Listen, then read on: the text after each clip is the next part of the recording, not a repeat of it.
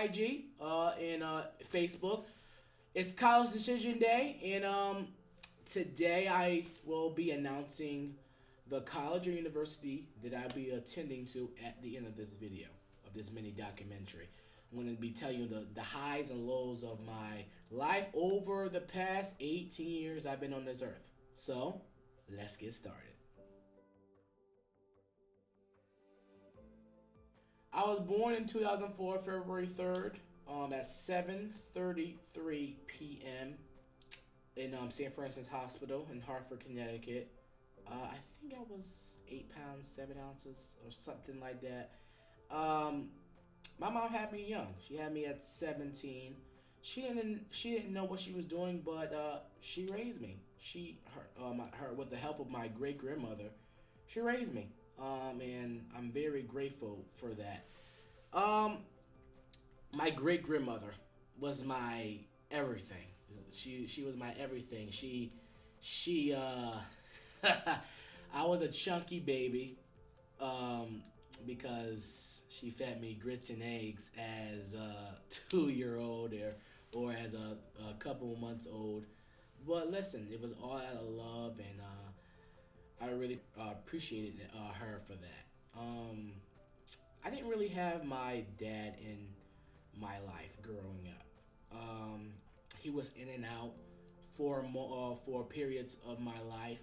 He was never consistent. He just wasn't there for me and my mom at the time, and then for my siblings in the future.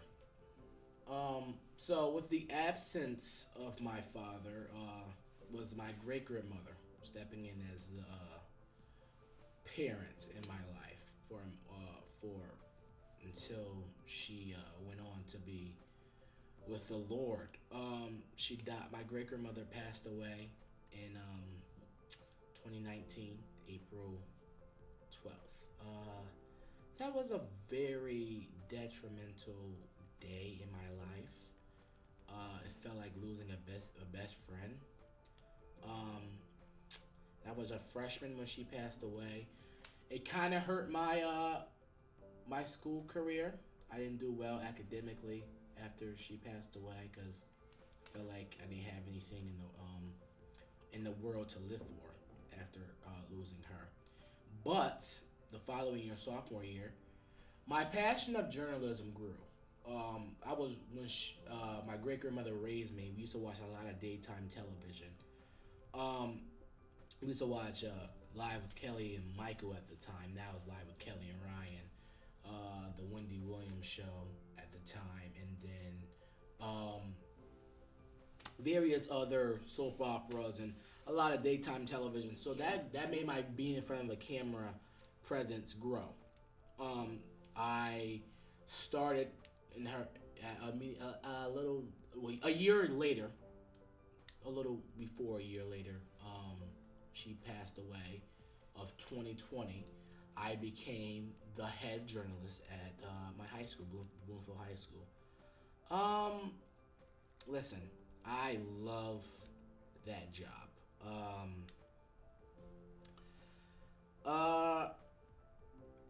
Losing her really made my journalism passion grow, because every broadcast I thought that she, even though I was in an empty studio, that she was my audience, that she was there, she was my cheerleader. So even though that she's not here, I know that she will be very proud of me, that the person that I am today.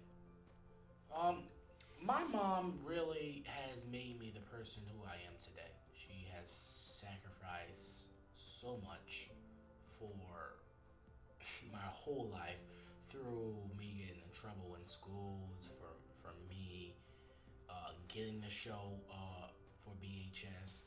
She has sacrificed so much. Even having me at a young age, that was a sacrifice. So I wouldn't be the person that I am without my mom. And I really appreciate her. She, throughout my whole life, she has been there from day principles doubted me. She was there from day one, and I wouldn't be Shimei if it wasn't for my mom, and I appreciate her for that, and I love her for that. Oh, what was it like having Shemai at a young age? Um, Scary.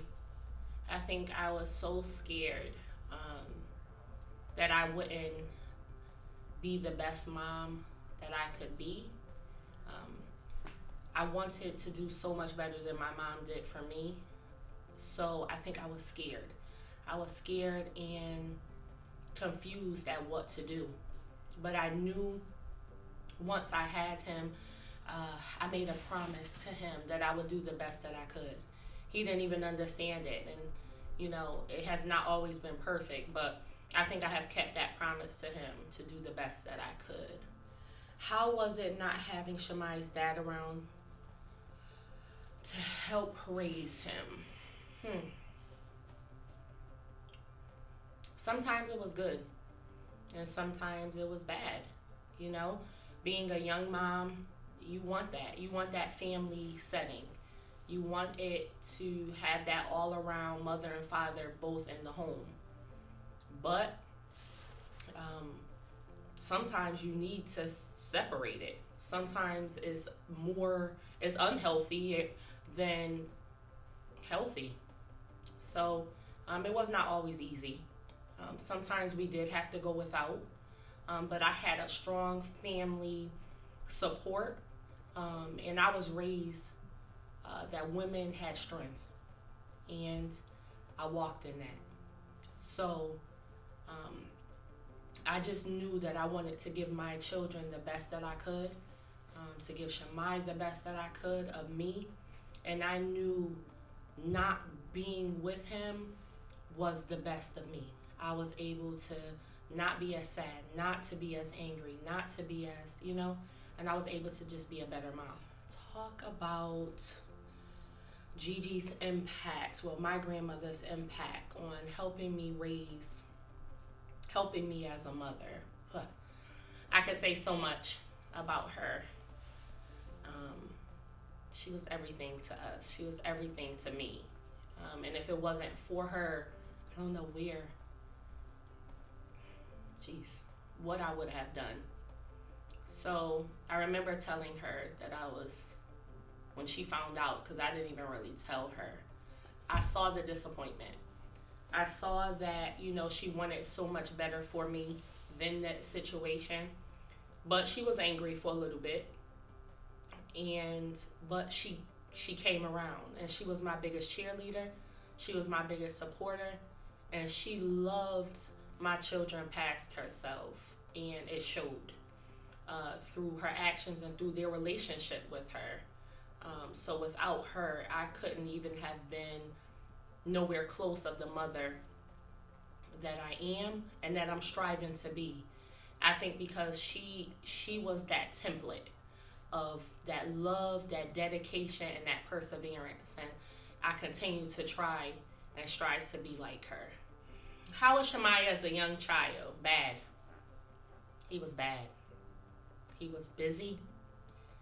He always was into something. As a baby, he was the most lovable, cuddling.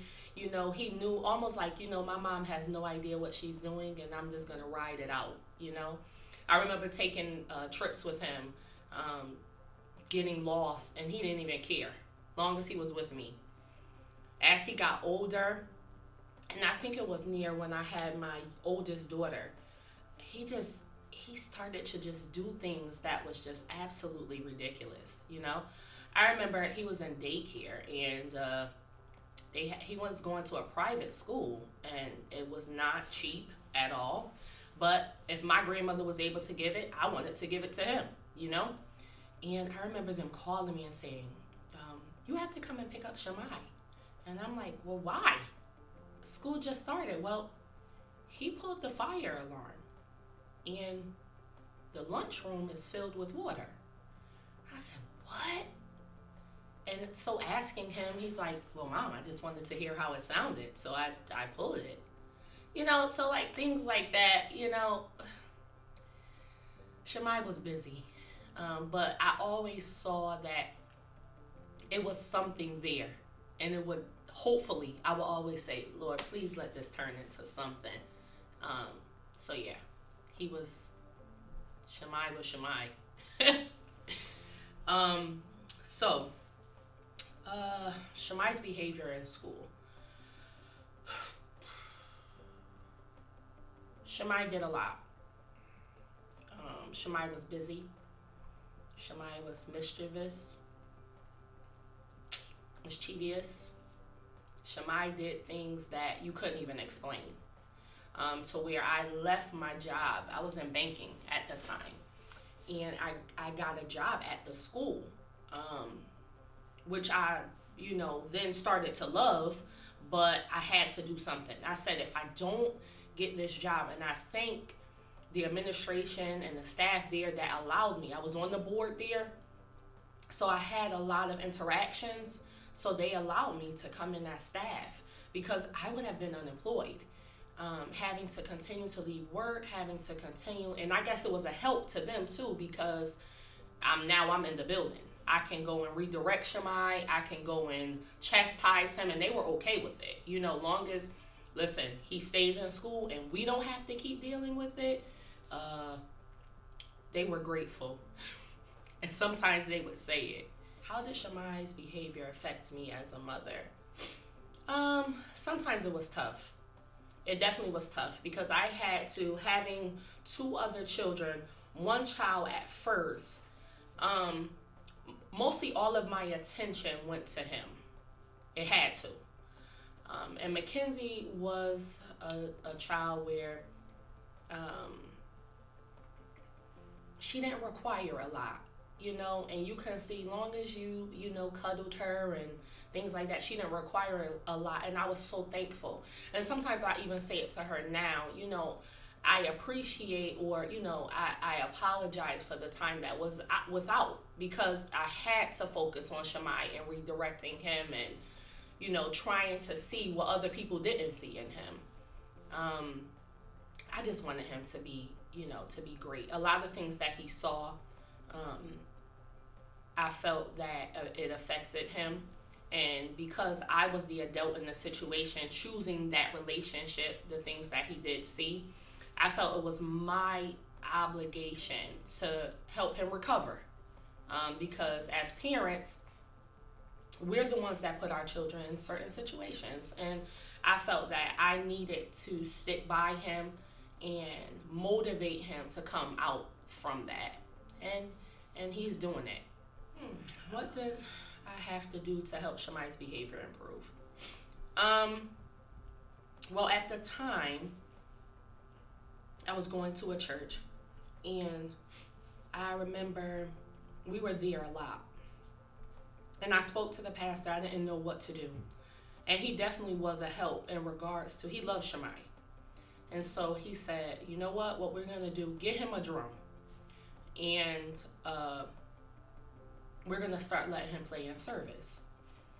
And, some people probably didn't understand it because Shimei didn't have a lesson. He didn't know there was one snare drum. And he spoke to Shimei, he pulled Shimei aside, and he said, all right, Shimei, we're going to let you play, but you have to behave in school. And it helped him because he wanted to play. He loved to play, and he started to become good at it. It was something with him with music. He heard it, he heard a beat, and he was able to play with it, which was amazing to watch. And I was so grateful that he took that time with him because I was like running out of resources. I was running out of ideas of what to do with him. I really didn't. I didn't know what to do. I didn't want him to have to go to a behavior school. I didn't want, them to have him looked at as a behavior child. I knew that there was something in him and it will eventually come out. So he started doing that, and then he went to Bloomfield Raiders. He started playing football, and that really helped. He loved it. So that definitely helped with his behavior. He wasn't perfect, but it definitely helped motivate him to stay on the right path. the right track. Talk about how Shimei has improved over the years. I think it was growth. I think it was me continuing. I'm a strict mom. He'll tell you that. My other children will tell you that. I think being a young mom, the stereotype is you're going to let your children get away with everything. And I wanted to break that. I knew that I didn't want them, I wanted them to be better than what I had. I wanted them to do better than what I did. So I knew I had to stay on him, all of them. And so with Shimei, I think that through that, and I'm a mom that I'm not going to say, I'm not a mom that everyone should get a trophy. I'm just not. I think that you get one when you deserve it. So when he started doing certain things with writing and wanting to be a journalist and doing certain things, at first, I'm going to be honest, I didn't think it was that good. And I would tell him. And so he said, Mom, you never say anything. I think that you're too hard on me. You're too this. And I said, Shimei, no, I think I'm doing you a favor. And looking at him now, the person that Shimei is and will become as a journalist, I'm so glad that I have, because the growth has been absolutely incredible. The person that Shimei was when he started, I think 5 years ago, when he would have his table at my grandmother's house, watching Kelly and Ryan, at the time it was Kelly and Michael, and different shows, and he would go outside in the snowstorms and try to broadcast, and other people didn't understand it. I remember even his dean at the time, Shimei was bringing the microphone to school. Now, they would call me and find resources if he was getting in trouble. He's not getting in trouble. So he's going to bring that microphone. And if y'all cannot show me in the handbook that this microphone is not supposed to be there, he's going to bring it. That's that mom I am, because I saw that passion in him. And I'm glad that I pushed for him to keep that microphone, because I think that microphone that started his freshman year is going to bring him greatness in college, after college, and into his journalism career.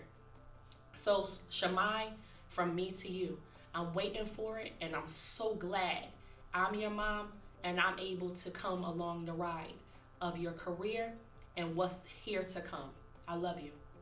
So, I believe in middle school, I'm going to say maybe 7th grade. Yeah, 7th grade. I started a YouTube channel. It was called News with Shimei Cook, The Right News.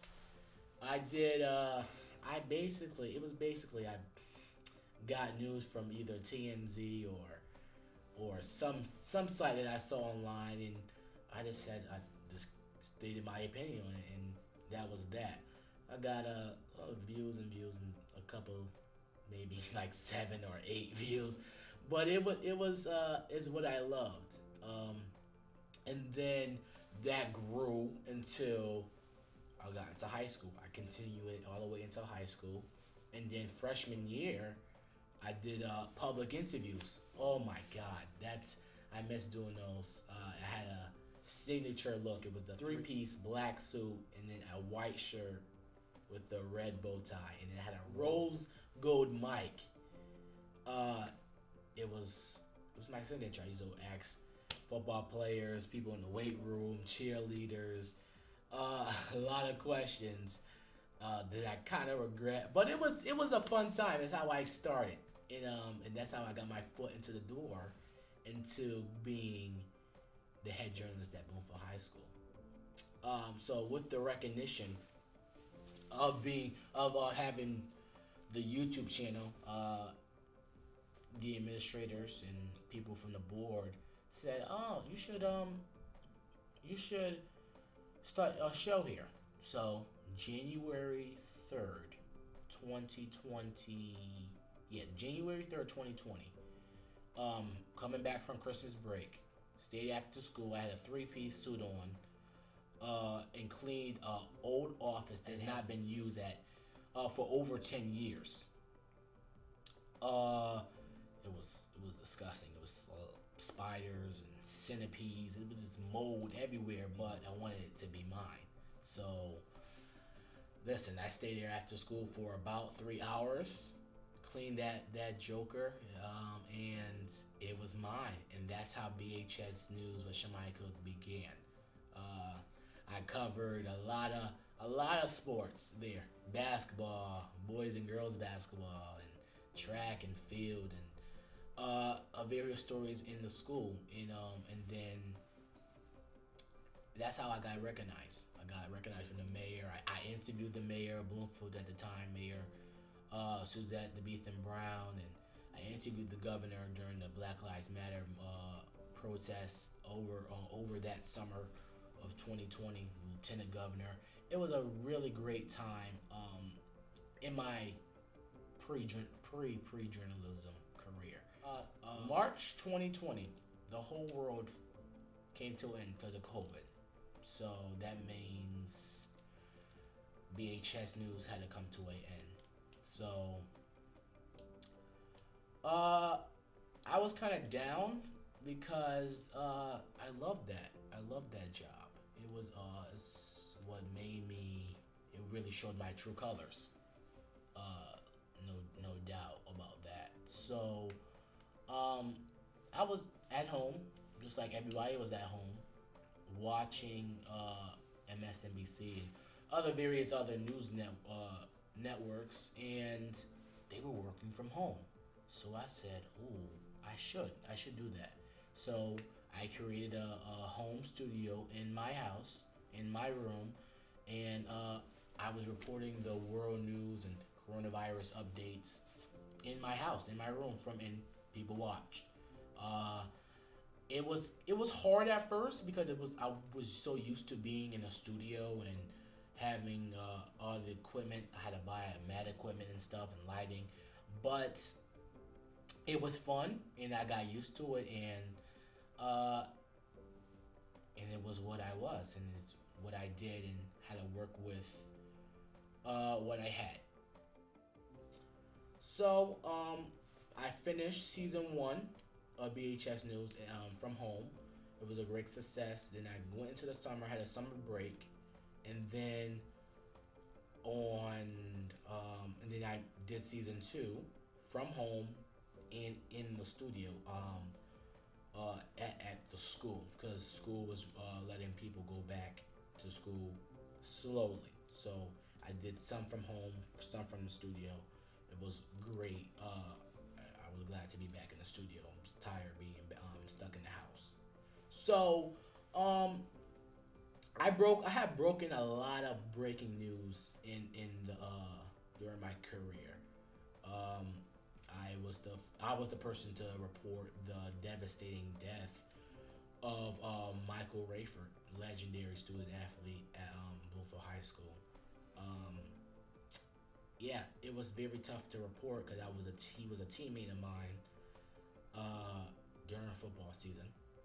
Very great role model in school and BHS, and he was truly missed. It was devastating to break that news, but I think it was my duty to do it, even though I got hate for it. I still did it because it's what I had to do. But anyways, I also broke the news. I also broke some news about Darren Bryden, the quarterback for Bloomfield High. He moved to Oklahoma for a while, then he came back. Broke that news. A lot of people were upset about that. I didn't give a damn. But in the end, I had to do a job. I get a lot of hate from what I've done in the past, from reporting people's business. Listen, my motto is I say it like I mean it, and I don't care if you like it or not. So, because in the end, you're watching, and if you don't like what I say, just don't watch, because you're benefiting me. Yeah, that was a great summer. That summer I broke a lot of news, and then into season 2. It was a teacher that I reported that allegedly had COVID. A source, very reliable, who told me very great, true news in the past, told me that that teacher had COVID. And I trust that source, so I went with the source and reported it We begin with COVID-19 cases in BHS. On Friday, BHS News broke that there were allegedly people that tested positive for COVID-19. Among those people was BHS sophomore English teacher Miss Megan Baker, allegedly. Got a call after the broadcast was aired the next day. I was fired. I was stripped of my duties as the head journalist of Bloomfield High. It wasn't even a year. It was not even a year before. It wasn't even a year that I had the job. I feel like that they. I'm not saying that what I did was right, but it could have been corrected. It could have been issued. I could have went on to the next broadcast and saying that information was false. It's not like I said the teacher actually had COVID. I said allegedly. So, and if you look up allegedly, it doesn't mean that it's true or not true. It's not. So I didn't straight up say she had COVID. So, but it was a stab in the back by administration at BHS, in particular Daniel Maletti, the principal at Bloomfield High School. No doubt about that. I feel like he always didn't want me to succeed, but at the same time, he didn't want.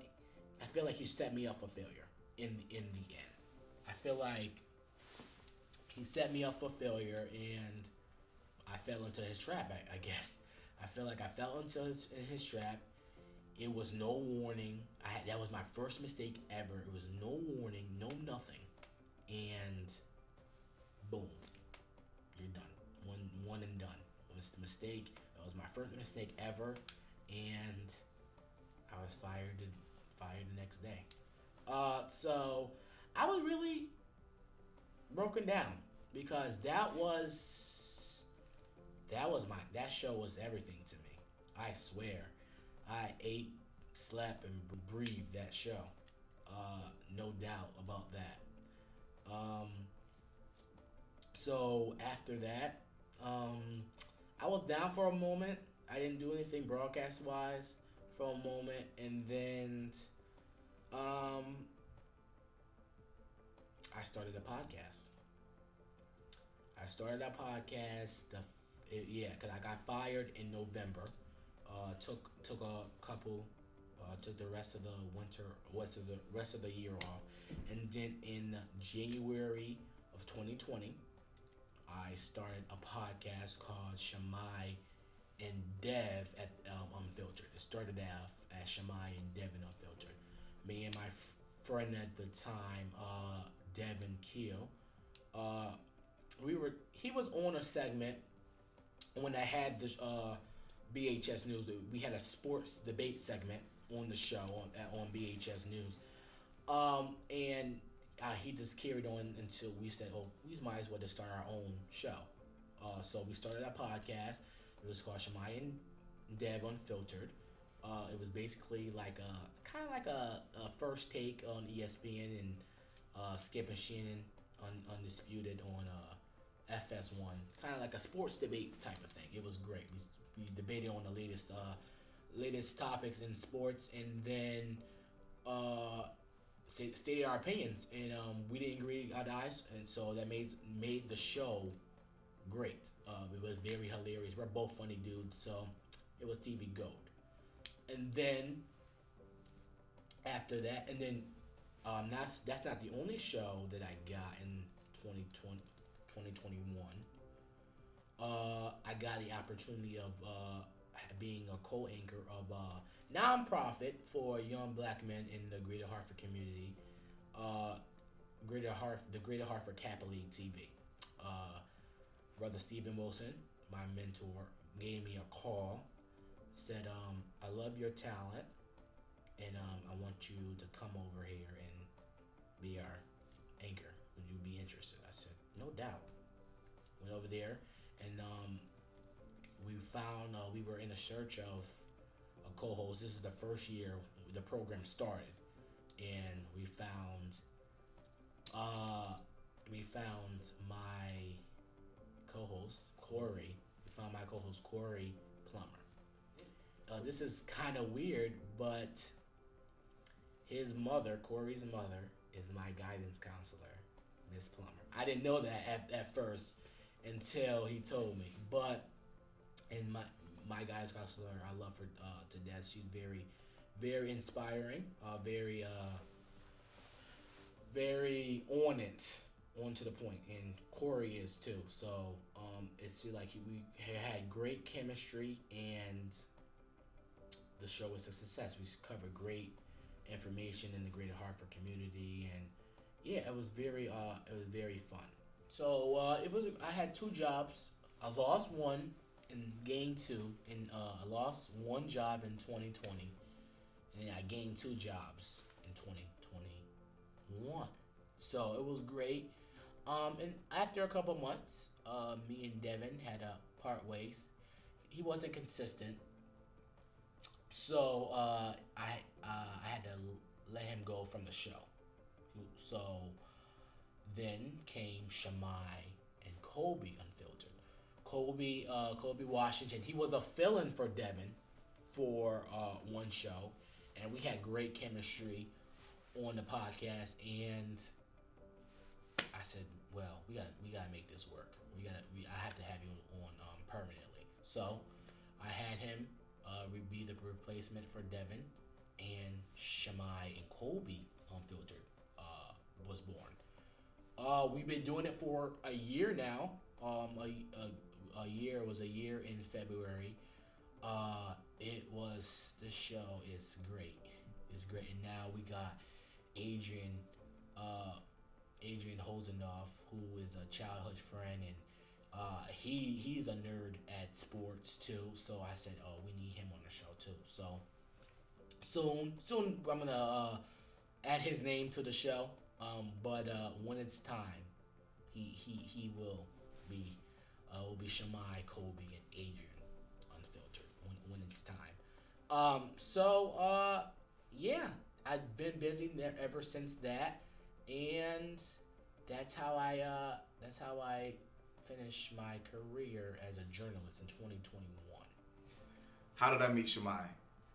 I met Shimei during a competition. It was a debate competition that he was in. I was a judge, and I just recognized like this talent.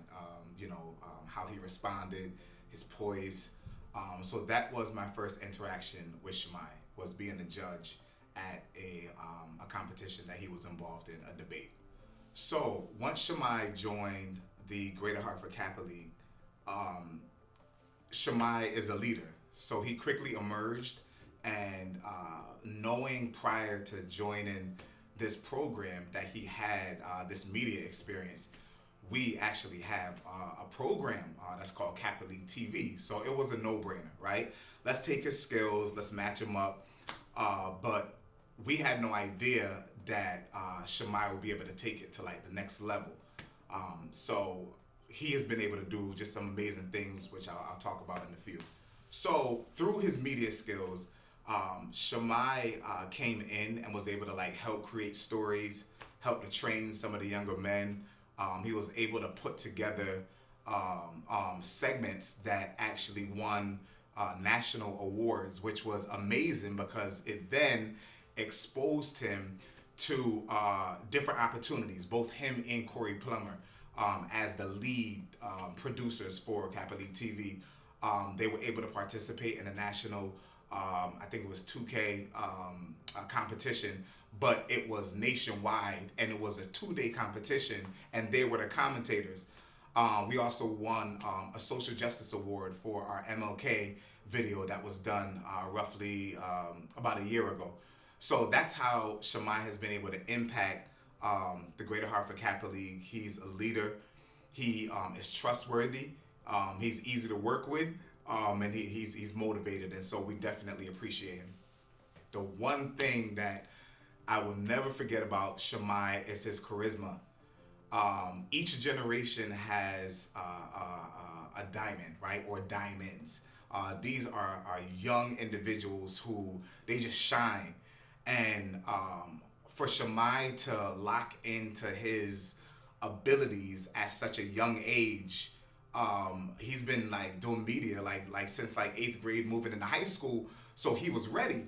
And now you can like he's ready. He has his own show, so I can only imagine when he gets to college, whatever college he's going to or he decides, the impact that he's gonna have. So Shimei, just wish you the best. You are a diamond. You are a diamond, right? You've gone through pressure. You've come out. Now you're at the end of this particular journey, but you still have ways to go. And so, from the Greater Hartford Kappa League and the brothers of the Hartford Alumni Chapter of Kappa Alpha Psi Fraternity Incorporated, we congratulate you. Job well done. All right, senior year. Senior year has been tremendous. I am not gonna lie. It's been good and bad, but mostly good. I feel like I always have a target in my back when I walk to school, because I just feel like not everybody's gonna like me, but a lot of people hate me, or not hate. Hate's a very strong word. A lot of people are hesitant to work with me because of my mistake with the whole reporting that the teacher had COVID situation. So, it is kind of weird, but at the same time, people are going to do that in your life. So, I have gotten used to it. Yeah, but senior year has been very fair. In the fall, I came out of retirement. I was not going to do football.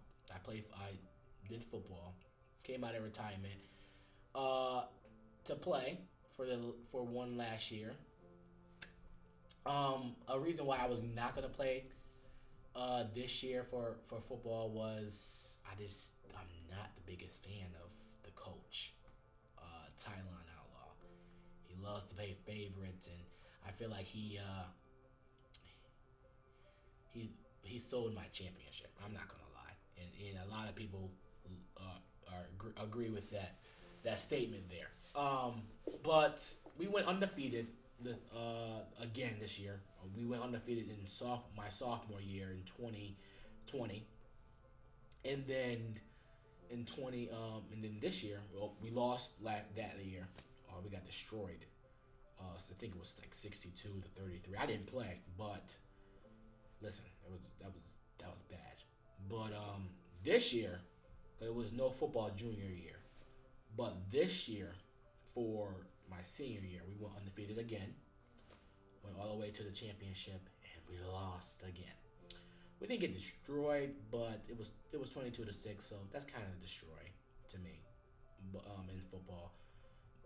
But we should have not lost that game, okay? At the quarterback position. Listen, this guy, Darian Foster, quarterback. He was a quarterback all season, right? This brother cannot throw to save his life. Okay? And we've been telling Outlaw that we need the backup quarterback to be the starting quarterback.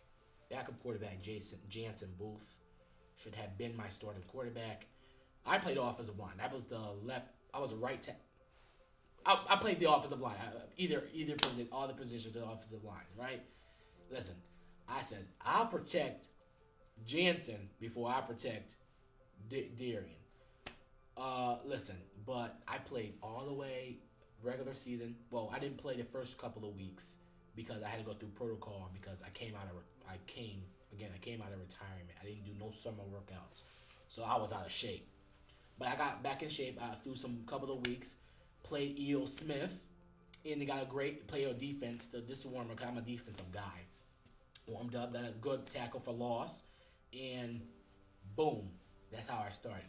So it took me a little bit to learn the plays and stuff. I got the band and develop the offense and watch the film. And I'm a student. I'm a semi-student of the game. I love football. And yeah, that made me a little great player. Semi-great. I'm not gonna say great. Good player, not great.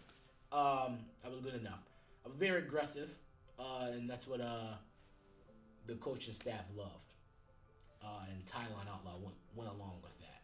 He had no choice.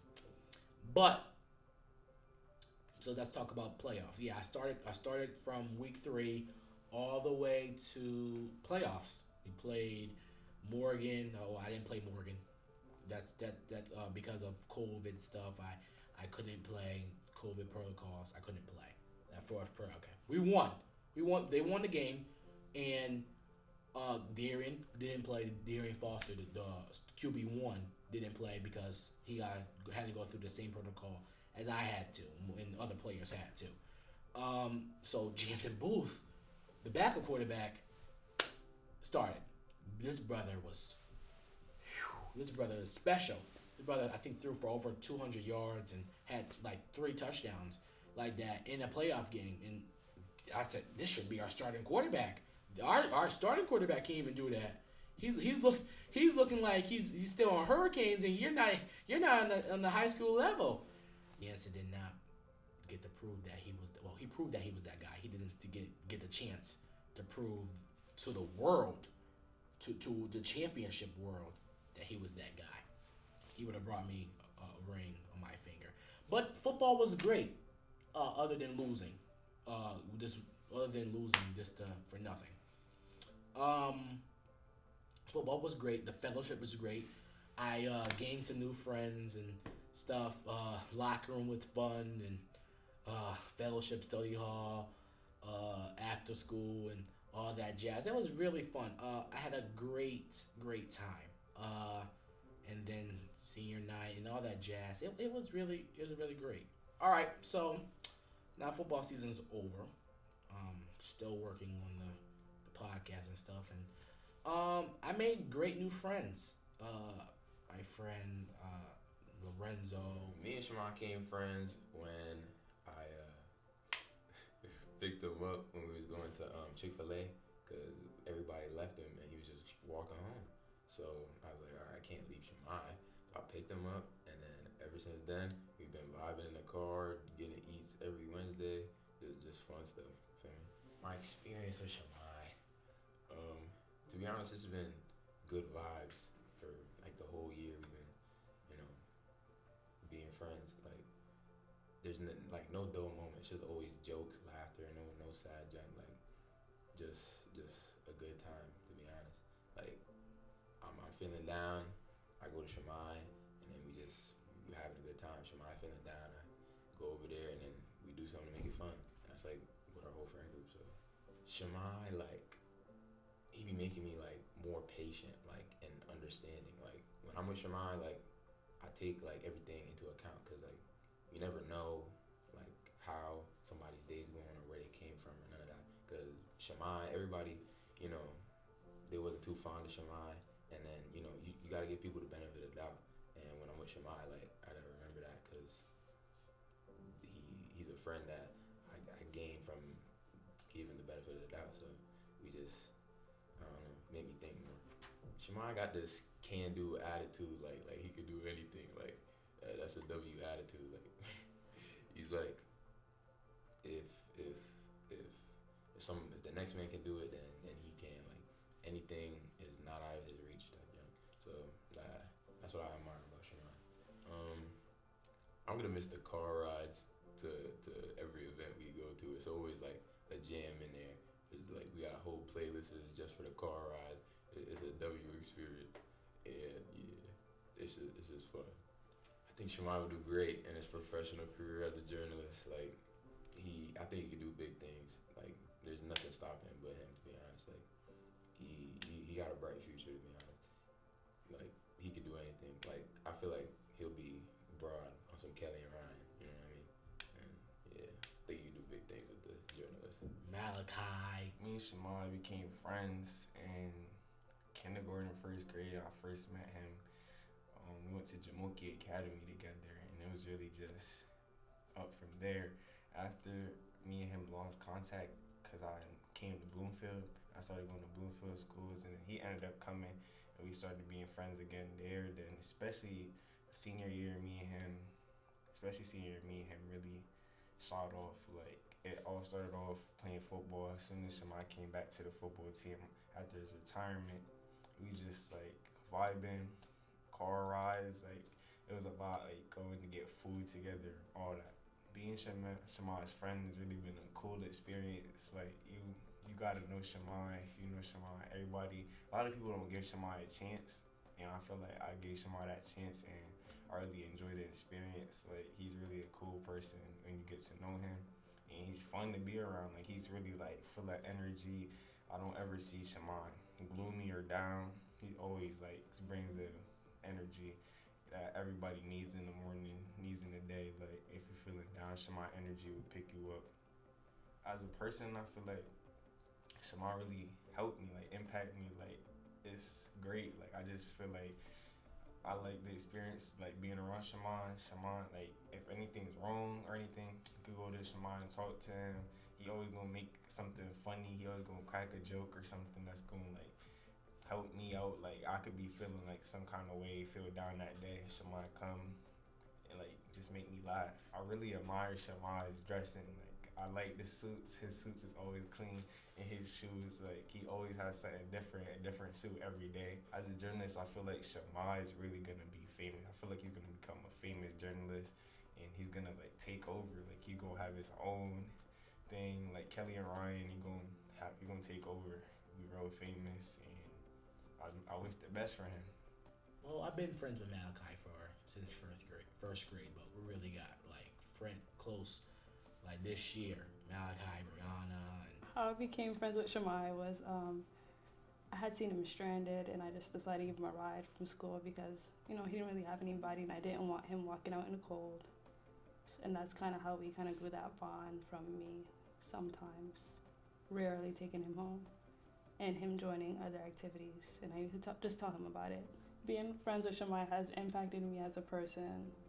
It didn't really impact me much. It kind of just brought out, when I'm upset, it kind of brought me to life because he's always that person that brings energy and life to the room. One thing I'm gonna miss about Shimei when he goes to college is his sense of humor.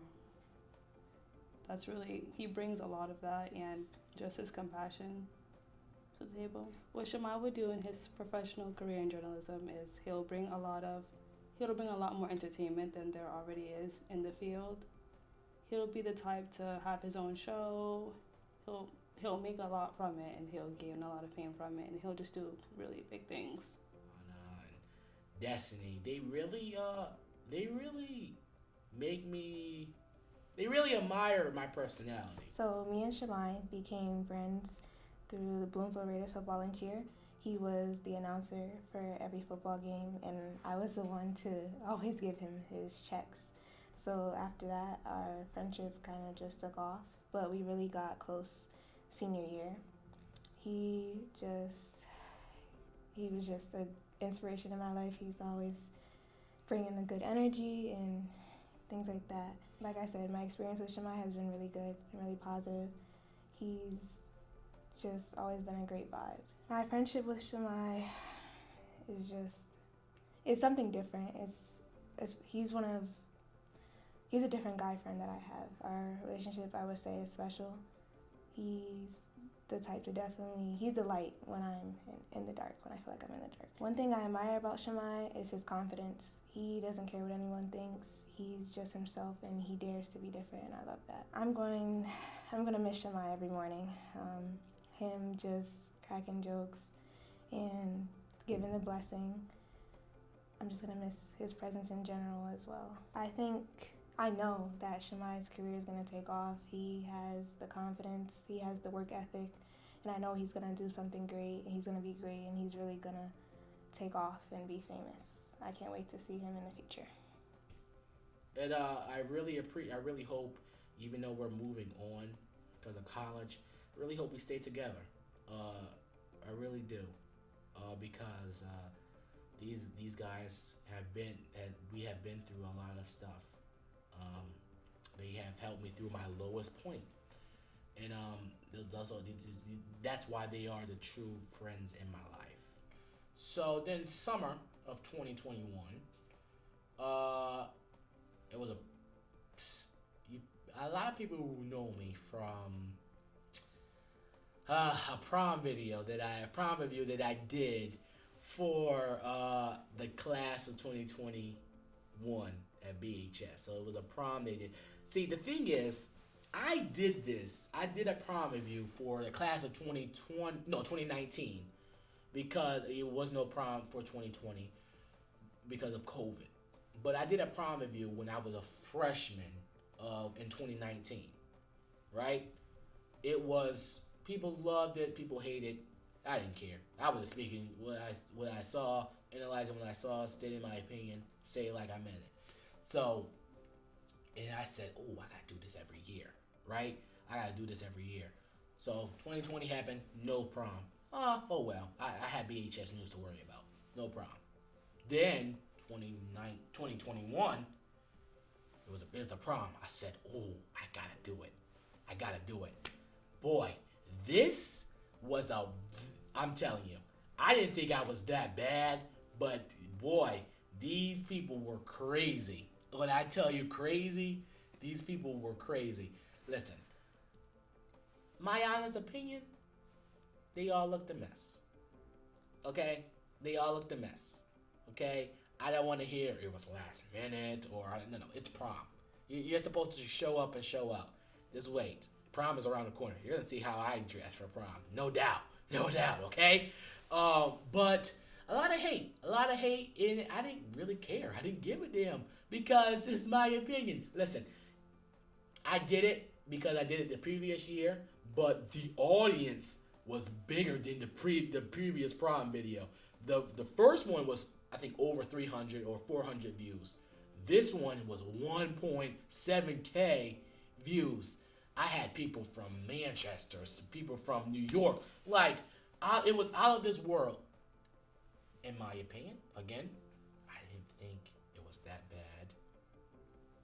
But people took it to heart. People really took it to heart. Listen, I think I was kind with my comments. But listen, if I had adults, like grown adults with children and families, saying that was funny, listen, you could chill out. You could take a joke. Now, so after that, I got a lot of hate. This comes with the job. I don't care. It comes with a job. I got a lot of hate for what I did. So a lot of people were trying to be funny and saying, "Oh, look, you only wear suits every day." Listen, that's my brand. I listen. If I'm not talking about, see, there's another one. People were saying that I was trying to be body shaming. Now, that's something I did not do. I talked about your clothes. I never talked about your body. That was one thing. See, and I have sisters, and I have a mom, a beautiful mom, right? I would never, especially it was particularly with the girls. I would never do that. But boy, that was a dangerous video. A lot of turnout, and trust me, I'm going to do it this year. No doubt about that. So hopefully the audience is bigger since people watched it. 1.7K is crazy. All right, it's that time. The college that I will be attending is North Carolina Central University. I want to thank everybody who has helped me get to this point in my life. This is a great HBCU, and it's time for a new beginning, and I'm excited. I'm going to be studying journalism, communications there, and I'm going to continue my broadcasting career there and beyond. I want to thank everybody. Thank you for watching, and God bless you. And the action never stops. Thank you so much.